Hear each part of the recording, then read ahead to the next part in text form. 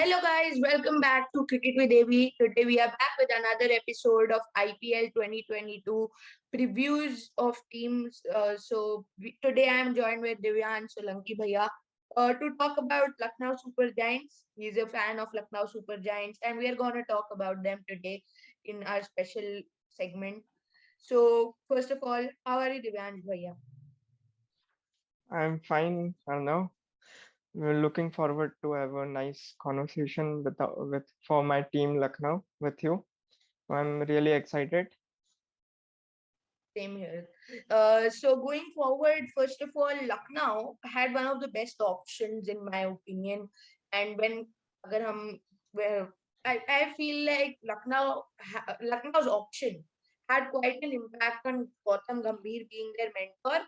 And with जैसे गौतम गंभीर उनके mentor थे उनमें हमने देखा जैसे गौतम गंभीर की थिंकिंग उनके कुछ पिक्स में हमें काफी दिखी उनकी स्काउटिंग हमने देखा कि काफी अच्छे स्काउट्स थे एंड काफी अच्छे पिक्स थे उसके हिसाब से तो ओवरऑल लखनऊ का ऑक्शन आप कैसा रेट करोगे उनके बेस्ट बायज आपको कौन से लगे ऑक्शन में डेफिनेटली जिस भी मैनेजमेंट में अगर गौतम गंभीर हो तो एक इम्पैक्ट रहता है उनका वहां पर। और ये एकदम साफ है हमको कि ये जो टीम ऑक्शन में पिक हुई है उसमें गौतम गंभीर का ही सबसे बड़ा इम्पैक्ट है, और साथ में कप्तान केएल राहुल और कोच एंडी फ्लावर। तो ऑक्शन डेफिनेटली बहुत अच्छा गया है।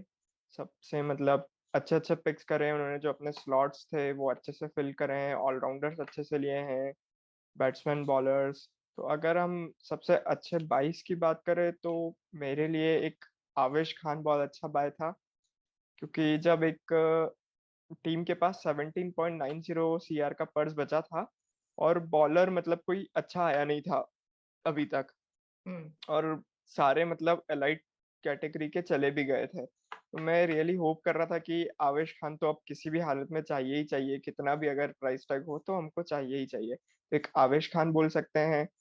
फिर हम अगर ऑलराउंडर में देखें तो जेसन होल्डर बहुत अच्छा बाय है। और अगर अप द ऑर्डर देखें तो क्विंटन डिकॉक और मनीष पांडे। वैसे तो सारे ही अच्छे बाय है, बट ये मेरे लिए बहुत अच्छे बाय थे।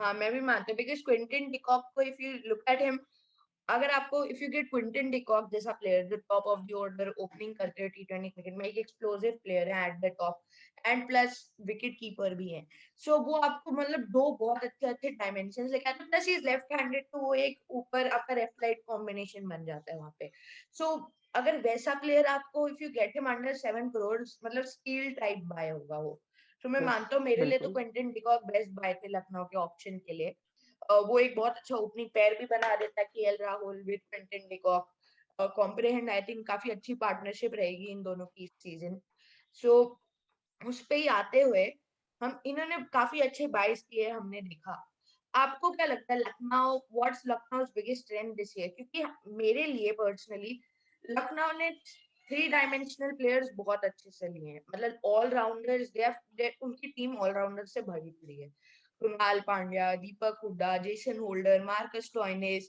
फिर उसके बाद काइल मेयर्स भी हैं उनके पास then Krishnappa Gowtham so like काफी सारे उनके पास थ्री डायमेंशनल प्लेयर्स हैं so looking at that Lucknow का टीम ऑलराउंडर से भरा पड़ा है सो आपके लिए स्ट्रेंथ क्या होगा मेरे लिए तो होगा कि मतलब ऑलराउंडर्स बेसिकली उनके जो बॉलिंग भी दे देते ऑप्शंस बहुत सारे हैं इनके पास बॉलिंग के लिए एंड बैटिंग में तो ऑब्वियसली ऑलराउंडर्स हैं जैसे मार्कस स्टोइनिस दीपक हुडा सो ये सारे आपको टॉप 4 5 में 6 में आपको दो तीन बॉलिंग ऑप्शन आराम से दे रहे हैं और क्या चाहिए डेफिनेटली मेरे हिसाब से भी जो सबसे ज्यादा स्ट्रेंथ है टीम की वो है कि ऑलराउंड ऑप्शंस और बैटिंग। अगर आप जैसे आप टॉप 5 की बात कर रहे हो तो वहां पर I think KL Rahul, Quinton de Kock और मनीष पांडे को छोड़कर इस टीम में सब ही आपको बॉलिंग ऑप्शन देंगे, मतलब नंबर 4 से नंबर 11 तक, इन तीन को अगर आप छोड़ दो तो। हम्म तो ऑलराउंडर एक बहुत ज्यादा स्ट्रेंथ है इस टीम की, और साथ ही ओपनिंग बैट्समैन को भी ओपनर ओपनिंग जो है क्विंटन डिकॉक और केएल राहुल, तो ये सबसे ज्यादा स्ट्रेंथ है इस टीम की। क्या मैं अग्री करता हूँ इस पे एंड बाकी इफ यू हम देखें लखनऊ की बॉलर्स उन्होंने काफी अच्छे लिए हैं उसमें भी देखो जैसे मार्क वुड एंड आवेश खान को मैं देखने के लिए काफी एक्साइटेड था दोनों के पेस भी 140 प्लस डालते हैं एंड आई थिंक काफी अच्छा पार्टनरशिप होना था बट आई थिंक लखनऊ के लिए एक थ्रेट है कि मार्क वुड की अवेलेबिलिटी की कोई प्रॉब्लम है। उनकी इंजरी हुआ है उन्हें, he is been injured in the West Indies series अभी जो हुआ है, उसकी उसकी वजह से देयर आर लूप होल्स। अभी कोई ऑफिशियल रिपोर्ट या कुछ नहीं आया, but according to other reports and कुछ मतलब other sources from the English media वगैरह से दैट मार्क वुड, इट्स मतलब मार्क वुड का आईपीएल मिस करना काफी मतलब it's difficult to see him playing in the IPL, at least most of the IPL वो मिस करेंगे रिपोर्ट्स के हिसाब से। तो आपको क्या लगता है कितना बड़ा थ्रेट है? बिकॉज उन्होंने दुष्मंता तमीरा को एज अ बैकअप तो लिया है, बट अगेन क्या Dushmantha Chameera Mark Wood type bowler है पूरी तरह? पेस तो है उनके पास भी, बट हमने मार्कवुड को देखा है, he is proved himself. Dushmantha Chameera एक अगेन दुष्मंता चमीरा ऐसे प्लेयर हैं जो अगेन उनका आप श्योर नहीं हो सकते at always on every pitch. And उसी पे again adding on to that Lucknow के थ्रेड्स और भी हैं कुछ, जैसे देखो साउथ अफ्रीकन प्लेयर्स तो आ जाएंगे, तो उसमें क्विंटन डिकॉक की तो अवेलेबिलिटी की प्रॉब्लम नहीं, he will come, but then there's Stoinis missing out, Jason Holder missing out, Kyle Mayers missing out, and Mark Wood missing out in the first few initial games at least. So ये आपको क्या लगता है कितना बड़ा threat होगा लखनऊ के लिए? सबसे पहले मार्कवुड की बात करते हैं। तो आपने बोला कि जैसा कि उनको जो राइट हैंड का हम्म, जो एल्बो है हाँ, वहां पर पेन हो रहा है, तो इसलिए उन्होंने सेकंड जो टेस्ट मैच है उसमें भी वो खेल नहीं रहे हैं। हम्म, और उन पे ना काफी मिक्स्ड स्टेटमेंट्स आ रहे हैं। जो इंग्लैंड के कोच है उन्होंने बोला है कि वो थर्ड टेस्ट के लिए फिट हो जाएंगे, लेकिन जहां मैच हो रहे हैं वहां की मीडिया ने बोला है कि he is unlikely to be available for the whole series and even for IPL.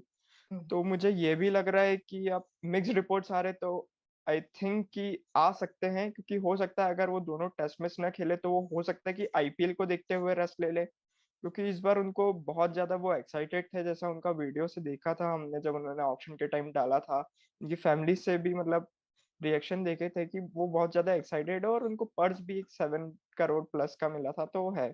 But still he is doubtful. And Mark Wood is Mark Wood, I will say this because pace is pace. हाँ, वो बंदा 150 plus डालता है। और हम recent की अगर series देखें जो लास्ट ईयर थी इंग्लैंड और इंडिया की T20 हाँ, 5 मैचेस की, हाँ, तो जिसमें उन्होंने 4 मैच खेले थे, इसमें से एक मैच में उनका बहुत ऑड डे रहा था, तो वो 4 ओवर में 50 रन कुटाए थे। उसके अलावा जो जो 3 मैच थे उसमें उनका इकोनॉमी 6 और 7 के अराउंड था। एक मैच में 3 विकेट, एक में दो मतलब ऐसा ही था। हम्म, और पावर प्ले में उन्होंने केएल राहुल, रोहित शर्मा और शिखर धवन पहला मैच खेले थे हाँ, हमारा। तो मतलब सबको ही परेशान कर रहा था। तो मार्कवुड को मैं अभी as a power play bowler मानूंगा डेथ में। ठीक है, मतलब वो कर चुके हैं, टाइम से करते आ रहे हैं, लेकिन इतना स्किलफुल या हाँ, नहीं दिखे हैं अभी तक। क्योंकि वो डेथ में तो वो मार्कवुड, पेस पे रिलाय हो जाते हैं, उनको वो मतलब हाँ, बस तब तक डेथ में हम वेरिएशंस यूजुअली नहीं है देखते हैं उनके बैट। पास। हाँ, यूजुअल में वो बैट्समैन यूजुअली सेटल हो जाते हैं डेथ ओवर्स में, तो वो उनको मार देते हैं, क्योंकि पेस अगर आपको पेस के साथ कंट्रोल किए होता है, एंड कभी कभी डेथ में वो कंट्रोल उनका लूज हो जाता है। और उनका अगर like to like replacement team में है दुष्मंता चमीरा, हम्म, मैं उनको अच्छा रेट करता हूँ। वो as a like to like replacement है मार्कवुड के, क्योंकि दोनों पावर प्ले में डालते हैं, दोनों 140 प्लस डालते हैं। पेस में अगर देखें तो मार्कवुड का ऐसा है वो 150 प्लस भी डाल देते हैं, लेकिन दुष्मंता समीरा कंसिस्टेंटली 144 के अराउंड डालते हैं। हम्म, और वो भी पावर प्ले में विकेट्स लेते हैं, स्विंग बॉलर है।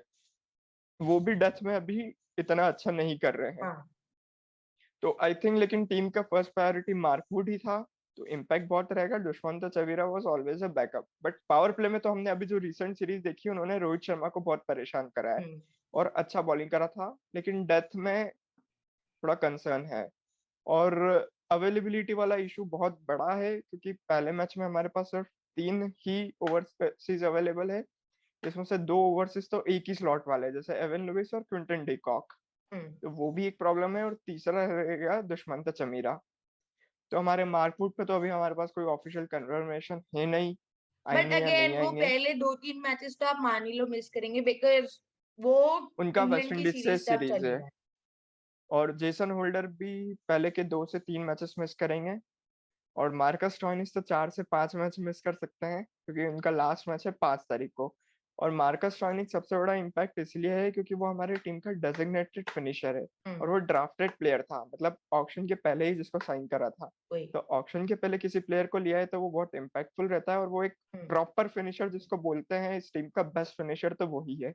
और आपका बंदा अगर 4 से 5 मैच मिस करेगा स्टार्टिंग के तो उसका टीम पर इम्पैक्ट पड़ता है क्योंकि मोमेंटम में टाइम लगता है, फिर उसके बाद भी वो आएगा तो पहले मैच से परफॉर्म करेगा या नहीं इसका कुछ कह नहीं सकते, तो 1-2 मैच वहां भी लगेंगे मोमेंटम गेम करने में। तो मेरे हिसाब से टीम का सबसे बड़ा थ्रेट एक तो उनकी ओवरसीज अवेलेबिलिटी है, प्लस उनका डेथ बॉलिंग, क्योंकि डेथ बॉलिंग में आई थिंक अभी सिर्फ आवेश खान को ही मैं देखता हूँ जो जिसको हमने देखा है थोड़ा और अच्छा करा उन्होंने। मैं अग्री करता हूँ इससे, एंड स्पेशली क्योंकि मार्कस स्टोइनिस उनको 5 कुछ पे खेलते हुए मिलेंगे, एंड वहां पे वो एक मतलब अलग टाइप के प्लेयर है। मार्कस स्टोइनिस हार्ड हिटिंग भी कर लेते हैं, मतलब थोड़ा सा संभाल के भी खेल लेते हैं। सो मार्कस स्टोइनिस जैसे प्लेयर नहीं है इतने, और उनको अगर आपने ड्राफ्टेड में लिया है तो आपने उनमें कुछ देखा है वैसा, प्लस अगर वो अनअवेलेबल है तो वो काफी बड़ा प्रॉब्लम है। मैं अग्री करता हूँ।